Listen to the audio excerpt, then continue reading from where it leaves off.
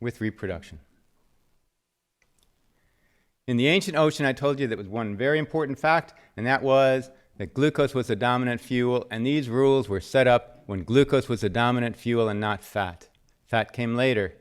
Fat didn't come until mitochondria became incorporated in other cells, because mitochondria are the only organs that can burn fat because it can use oxygen.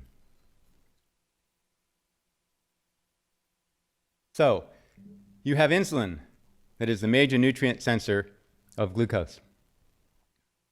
You've got mammalian target of rapamycin, which is a metabolic pathway that is a nutrient sensor for protein, and you've got leptin, which is the nutrient sensor for fat.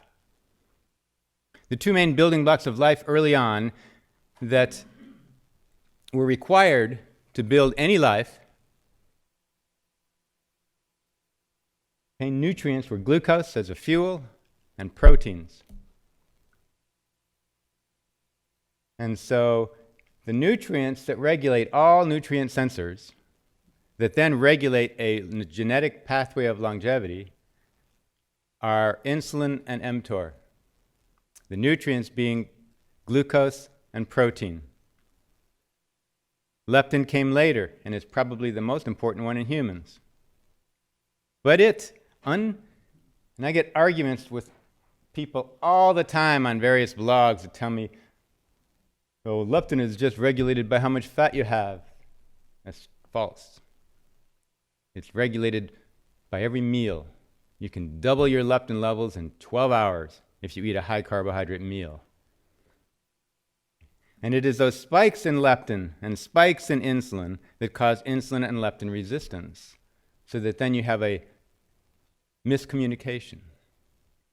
So just like communication was required for life to form when you had multi-celled colonies, miscommunication is the cause of all disease.